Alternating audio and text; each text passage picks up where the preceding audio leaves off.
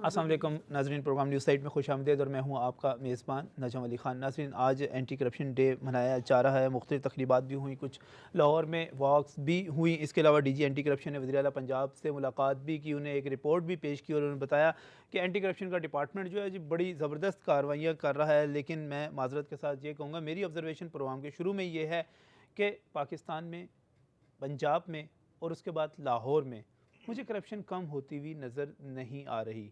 कहीं भी कोई फ़र्क मुझे नज़र नहीं आ रहा। मेरा तो आज भी सवाल ये है कि पाकिस्तान में सबसे ज़्यादा करप्ट है कौन?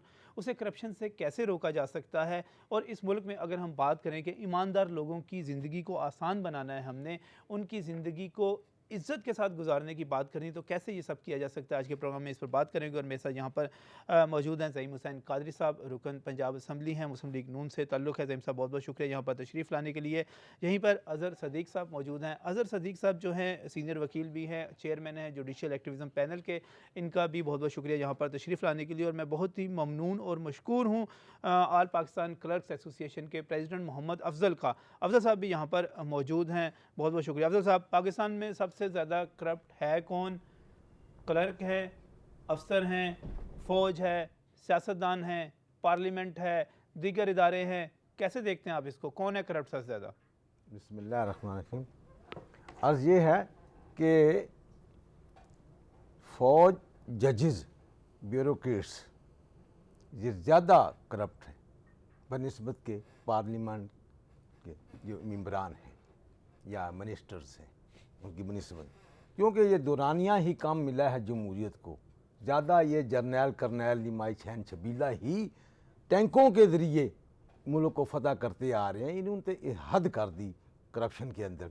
हमारे अब देखना कि आप बैसियत मुलज़म या मुद्दई अदालत में अपने हकूक़ के सफाई के लिए बोले तो जज साहब कहते हैं कि अंटा कोड लग जाएगी, आपको तौहीन कर रहे हैं।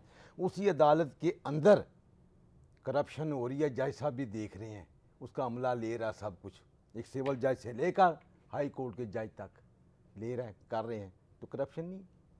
ब्यूरोक्रेट की जो बात करते हैं, जब से ये मुल्क बना है वो 1947 से ही जमा हैं अपने अपने ओहदों पर और वो करप्शन कर रहे हैं। आप रूल रेगुलेशन के अंदर देखें, किसी जगह पे प्राइम मिनिस्टर नहीं लफा लिखा हुआ है, हर जगह पे गवर्नमेंट। तो आप दीदी इख्तियारात भी गवर्नमेंट, और गवर्नमेंट के इख्तियारात जो हैं बाद जगह पर 1 लाख से भी ज़्यादा हैं। आप कहते हैं सियासतदानों से ज़्यादा जो हैं बाकी इदारे जो है, हमारा एक फैशन बन गया है, सियासतदानों को ज़्यादा कहते हैं। पहला जो जनरल आया मेजर जनरल सिकंदर मिर्ज़ा आया, दूसरा आ गया अयूब 10.25 साल, भुट्टो साल 6 साल रहे, सिर्फ 6 साल। उसके बाद नेक्स्ट जनरल आया 11.25 साल। अब ये देखते जाएं, सबसे ज़्यादा जनरल आए हैं, करप्शन उन्होंने इसकी बाल दे इसकी बुनियाद डाली। और उसके बाद जो अगली जनरल आया, उसकी जो जमहूरियत थी वो सो कॉल्ड जमहूरियत थी शौकत अजीज़ वाली, वो भी सारे करप्ट थे।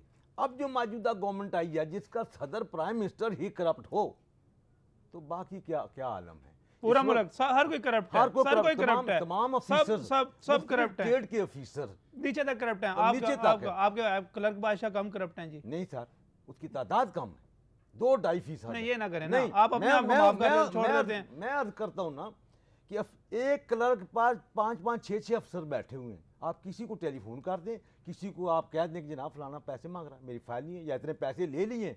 इस वक्त ब्यूरोक्रेसी सही, वो कंट्रोल करते हैं, सही। इस वक्त जो एक्ट आया हुआ है पूरे मुल्क के अंदर, END रूल एक्ट जो है वो इतना सख्त है कि बचत ही नहीं है। आप वहां पे लिखा, अच्छा, आपके जो आपकी तंजीम से ताल्लुक रखते हैं वो करप्ट नहीं है, बाकी सारा मुल्क। चले जी, अदर साहब क्या है जी करप्शन की सूरत हाल यहाँ पे? नजम भाई, बहुत शुक्रिया once again, credit to city 42 और आपको कि आप आम आदमी के मसाइल, ये आम आदमी का इशू है।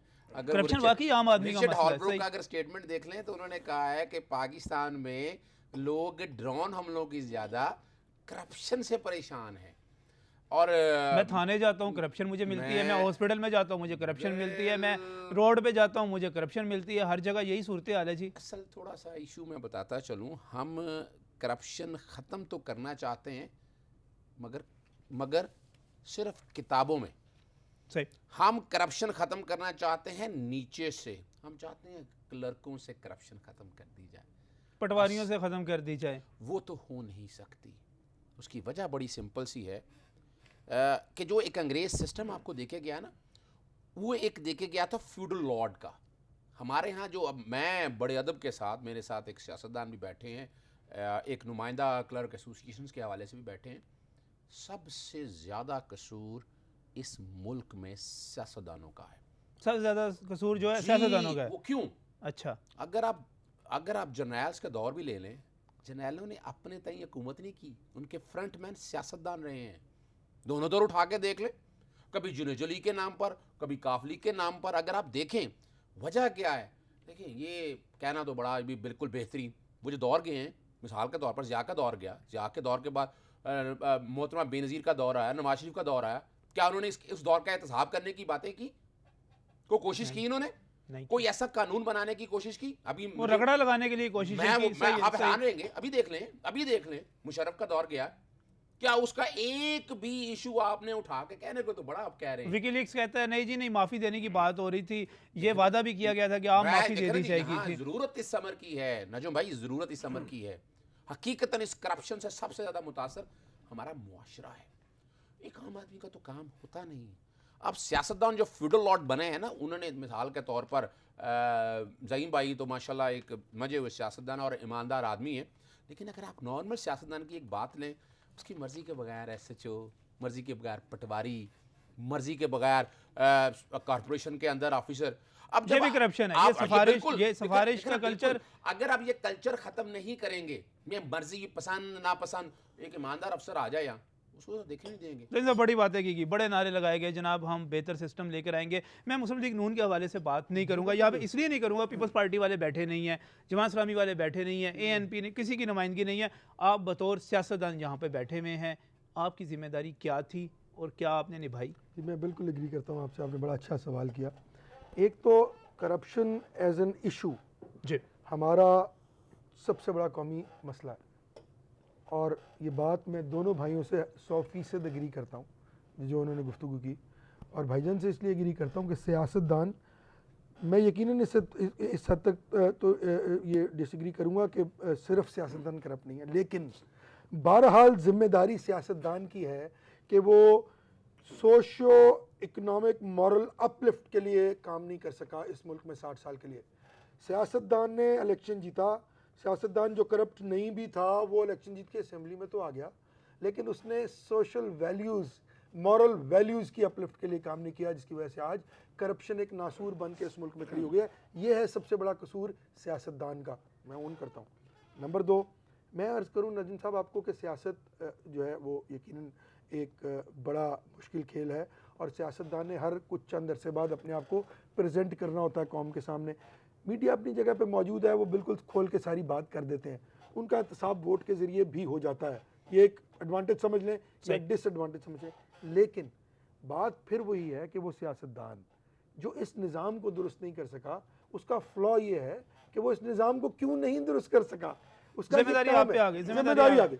उसका करप्ट होना ना होना, रिपोर्ट देख रहा था, रिपोर्ट देख रहा था, डेनमार्क, न्यूजीलैंड और सिंगापुर को कहा गया कि जनाब सबसे बेहतरीन वहाँ पे निज़ाम है, उसमें जो करप्शन, उसके जो प्रिंसिपल्ड नेशंस का नाम दिया गया, उन्हें प्रिंसिपल्ड नेशंस जो हैं वो ये हैं। क्या वहाँ फरिश्ते बसते हैं? जी नहीं, वहाँ पे अलमिया ये है कि जो बुनियादी हकूक़ हैं आवाम के, वो उनके तक मौजूद हैं। आप देखें, यहाँ मैं बात नहीं करता हूँ, मैं यकीनन समझता हूँ और मैं कन्विंस्ड हूँ कि ऊपर दर्जे पर जब करप्शन होगी तो वो सराहियत करेगी, नीचे तक वो कर चुकी है। आप सब्जी वाले के पास खड़े हो जाएं, वहाँ पे भी करप्शन है, हर 2 माजरत के साथ। मैं बता रहा हूँ, वो हर 2 मिनट बाद पानी फेंकेगा सब्जी पे, क्यों? वजन बढ़ जाए उसका। जी आप बिल्कुल दुरुस्त, गली सड़ी सब्जी देगा, फल देगा, वजन बढ़ जाएगा। रिक्शे वाला जो है वो चाहेगा मैं ज्यादा से ज्यादा चार्ज कर लूं, सारा कुछ पूरी कौम। बिकॉज एक विशियस सर्कल में फंस चुके हैं हम। वो अगर करप्शन नहीं करता तो वो जी नहीं सकता, और वो इसलिए नहीं हो सकता, एंटी करप्शन का कानून मौजूद है, कानून मौजूद है। इस पर बात करते हैं इस ब्रेक के बाद। कानून बड़े लोगों के लिए